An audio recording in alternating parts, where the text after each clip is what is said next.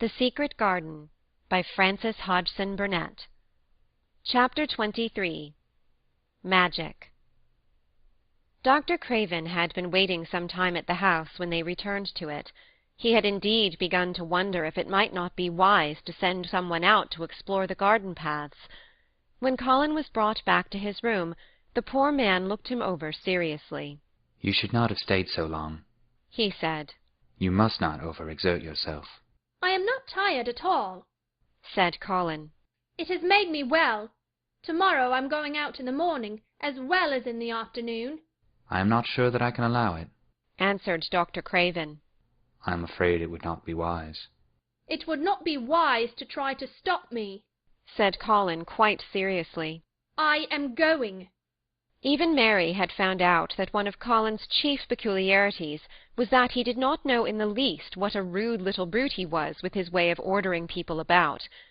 He had lived on a sort of desert island all his life, and as he had been the king of it, he had made his own manners and had had no one to compare himself with. Mary had indeed been rather like him herself, and since she had been at Misslethwaite, had gradually discovered that her own manners had not been of the kind which is usual or popular. Having made this discovery, she naturally thought it of enough interest to communicate to Colin. So she sat and looked at him curiously for a few minutes after Dr. Craven had gone.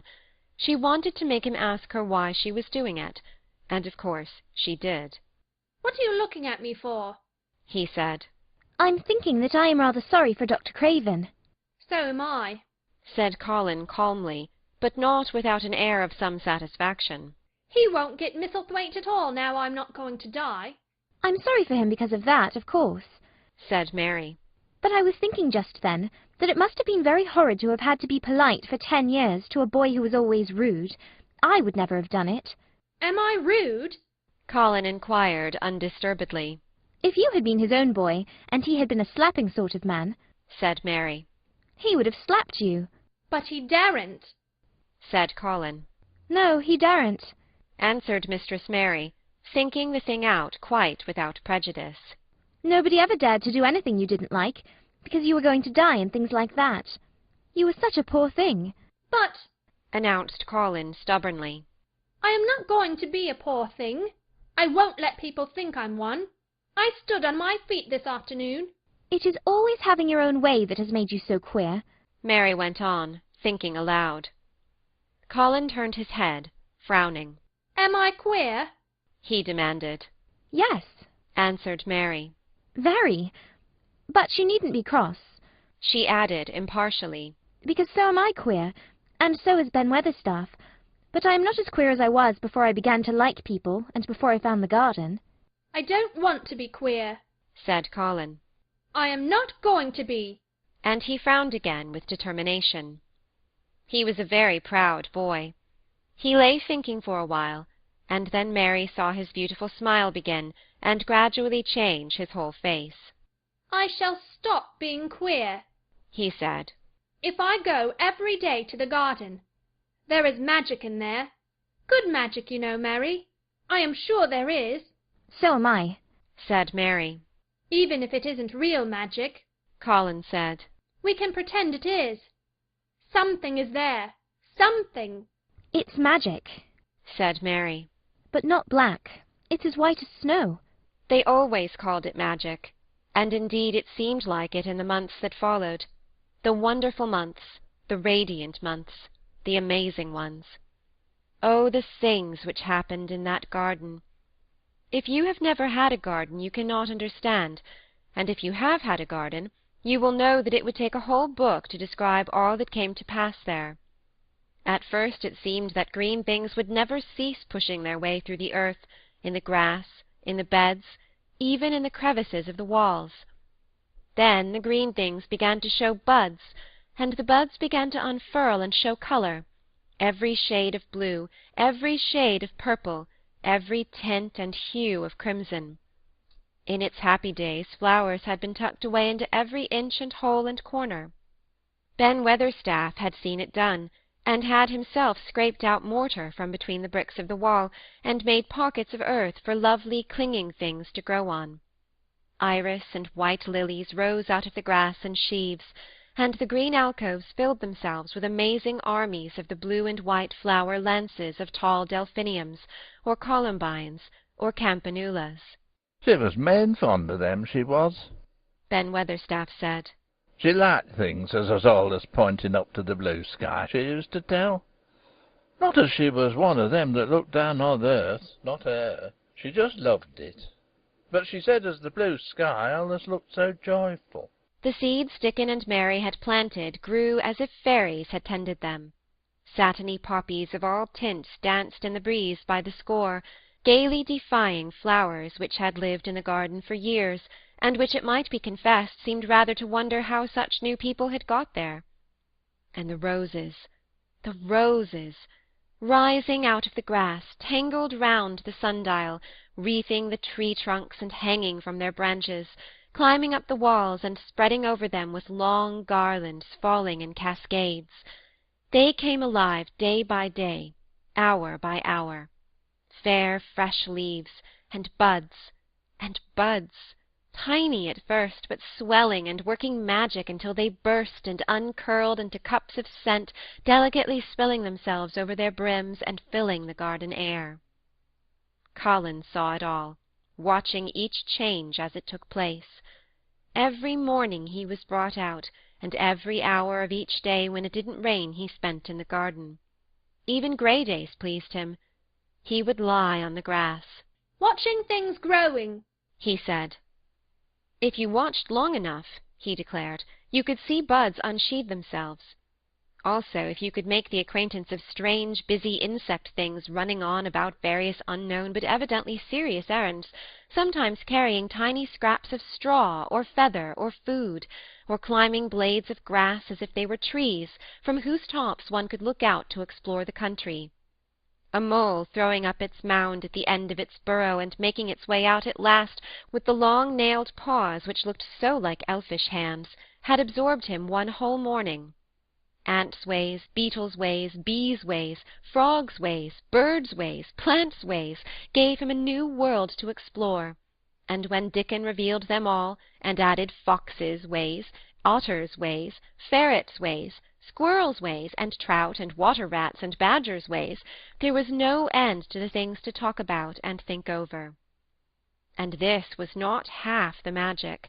The fact that he had really once stood on his feet and had set Colin thinking tremendously, and when Mary told him of the spell she had worked, he was excited and approved of it greatly. He talked of it constantly. "Of course, there must be lots of magic in the world," he said wisely one day. "but people don't know what it is like, or how to make it. Perhaps the beginning is just to say nice things are going to happen, until you make them happen. I am going to try an experiment." The next morning when they went to the secret garden, he sent at once for Ben Weatherstaff. Ben came as quickly as he could, and found the Rajah standing on his feet under a tree, and looking very grand, but also very beautifully smiling. "Good morning, Ben Weatherstaff," he said. "I want you and Dickon and Miss Mary to stand in a row and listen to me, because I am going to tell you something very important." "Aye, aye, sir," answered Ben Weatherstaff, touching his forehead. One of the long-concealed charms of Ben Weatherstaff was that in his boyhood he had once run away to sea and had made voyages, so he could reply like a sailor. "I am going to try a scientific experiment," explained the Rajah. "When I grow up, I am going to make great scientific discoveries, and I'm going to begin now with this experiment." "Aye, aye, sir," said Ben Weatherstaff promptly, though this was the first time he had heard of great scientific discoveries. It was the first time Mary had heard of them either, but even at this stage she had begun to realize that, queer as he was, Colin had read about a great many singular things, and was somehow a very convincing sort of boy. When he held up his head and fixed his strange eyes on you, it seemed as if you believed him almost in spite of yourself, though he was only 10 years old, going on 11. At this moment he was especially convincing, because he suddenly felt the fascination of actually making a sort of speech like a grown-up person. "The great scientific discoveries I am going to make," he went on, "will be about magic. Magic is a great thing, and scarcely anyone knows anything about it, except a few people and old books, and Mary a little, because she was born in India, where there are fakirs. I believe Dickon knows some magic, but perhaps he doesn't know he knows it. He charms animals and people. I would never have let him come to see me if he had not been an animal charmer, which is a boy charmer too, because a boy is an animal. I am sure there is magic in everything, only we have not sense enough to get hold of it and make it do things for us, like electricity and horses and steam. This sounded so imposing that Ben Weatherstaff became quite excited, and really could not keep still. Aye, aye, sir, he said, and he began to stand up quite straight. When Mary found this garden, it looked quite dead. The orator proceeded. Then something began pushing things up out of the soil and making things out of nothing. One day things weren't there, and another they were. I had never watched things before, and it made me feel very curious. Scientific people are always curious, and I am going to be scientific. I keep saying to myself, what is it?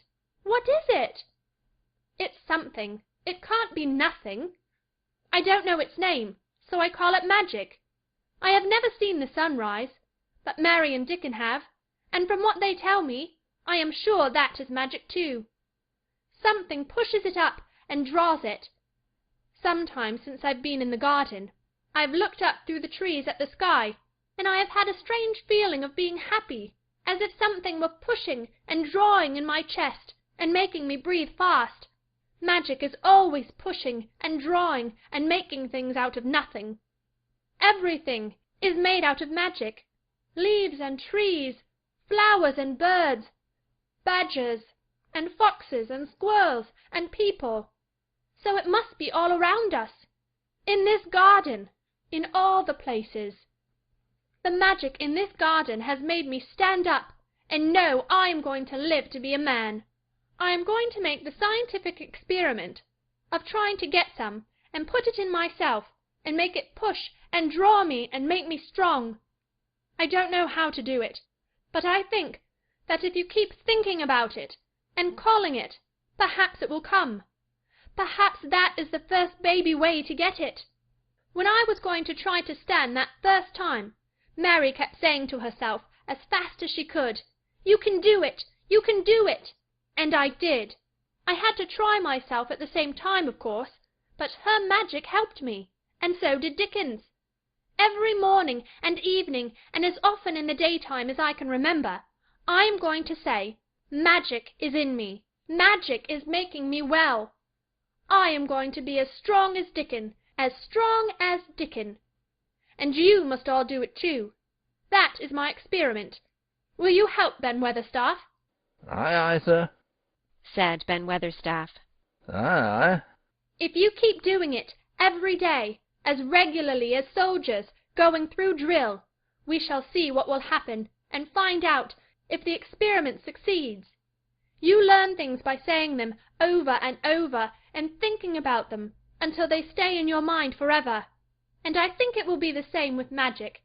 If you keep calling it to come to you and help you, it will get to be part of you, and it will stay and do things.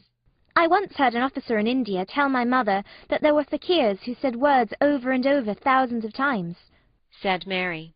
I've heard Jem Fettleworth's wife say the same thing over thousands of times, calling Jem a drunken brute, said Ben Weatherstaff dryly. Somewhat all has come of that, sure enough. He gave her a good hiding and went to the Blue Line and got drunk as a lord. Colin drew his brows together and thought a few minutes. Then he cheered up. Well, he said, you see something did come of it. She used the wrong magic until she made him beat her. If she'd used the right magic and had said something nice, perhaps he wouldn't have got as drunk as a lord, and perhaps he might have bought her a new bonnet. Ben Weatherstaff chuckled, and there was shrewd admiration in his little old eyes. Thou'rt a clever lad as well as a straight-legged one, Mr. Colin, he said. Next time I see Bess Fittleworth, I'll give her a bit of a hint of what magic'll do for her. She'd be rare pleased, and pleased if the scientific experiment worked, and so did Jem. Dickon had stood listening to the lecture. his round eyes shining with curious delight. Nut and Shell were on his shoulders, and he held a long-eared white rabbit in his arm, and stroked it softly, while it laid its ears along its back and enjoyed itself. "Do you think the experiment will work?" Colin asked him, wondering what he was thinking. He so often wondered what Dickon was thinking when he saw him looking at him or at one of his creatures with his happy, wide smile. He smiled now, and his smile was wider than usual. "Aye," he answered. "that I do. It'll work same as the seeds opening when the sun comes out to shine on 'em. It'll work for sure. Shall us begin it now?" Colin was delighted, and so was Mary. Fired by recollections of fakirs and devotees and illustrations, Colin suggested that they should all sit cross-legged under the tree which made a canopy. "It will be like sitting in a sort of temple," said Colin. "I'm rather tired, and I want to sit down." "Hey," said Dickon. "thou mustn't begin by saying that tired. Thou might spoil t' magic." Colin turned and looked at him, into his innocent round eyes. "That's true," he said slowly. "I must only think of the magic." It all seemed most majestic and mysterious when they sat down in their circle. Ben Weatherstaff felt as if he had somehow been led into appearing at a prayer-meeting. Ordinarily he was very fixed in being what he called Again prayer meetings. But this being the Rajah's affair, he did not resent it, and was indeed inclined to be gratified at being called upon to assist. Mistress Mary felt solemnly enraptured. Dickon held his rabbit in his arm, and perhaps he made some charmer's signal no one heard, for when he sat down, cross-legged like the rest, the crow, the fox, the squirrels, and the lamb slowly drew near and made part of the circle, settling each into a place of rest, as if of their own desire. "The creatures have come," said Colin gravely. "They want to help us." Colin really looked quite beautiful, Mary thought. He held his head high as if he felt like a sort of priest, and his strange eyes had a wonderful look in them. The light shone on him through the tree canopy. "Now we will begin," he said. "Shall we sway backward and forward, Mary, as if we were dervishes?" "I cannot do no swaying backward and forward," said Ben Weatherstaff. "I got the rheumatics." "The magic will take them away," said Colin in a high priest tone. "But we won't sway until it has done it. We will only chant." "I cannot do no chanting." said Ben Weatherstaff a trifle testily. "They turned me out of the church choir the only time I ever tried it." No one smiled. They were all too much in earnest. Colin's face was not even crossed by a shadow. He was thinking only of the magic. "Then I will chant," he said. And he began, looking like a strange boy spirit. "The sun is shining. The sun is shining. That is the magic. The flowers are growing. The roots are stirring. That is the magic. Being alive is the magic. Being strong is the magic. The magic is in me. The magic is in me. It is in me. It is in me. It's in every one of us. It's in Ben Weatherstaff's back. Magic! Magic! Come and help!" He said it a great many times. Not 1,000 times, but quite a goodly number. Mary listened entranced. She felt as if it were at once queer and beautiful, and she wanted him to go on and on. Ben Weatherstaff began to feel soothed into a sort of dream which was quite agreeable. The humming of the bees and the blossoms mingled with the chanting voice, and drowsily melted into a doze. Dickon sat cross-legged with his rabbit asleep on his arm, and a hand resting on the lamb's back. Soot had pushed away a squirrel, and huddled close to him on his shoulder. The grey film dropped over his eyes. At last Colin stopped. "Now I am going to walk round the garden," he announced. Ben Weatherstaff's head had just dropped forward, and he lifted it with a jerk. "You have been asleep," said Colin. "That it sort," mumbled Ben. "The sermon was good enough, but I'm bound to get out afore the collection." He was not quite awake yet. "You're not in church," said Colin.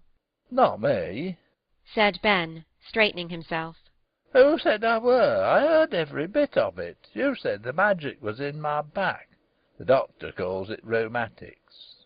The Rajah waved his hand. "That was the wrong magic," he said. You will get better. You have my permission to go to your work, but come back tomorrow.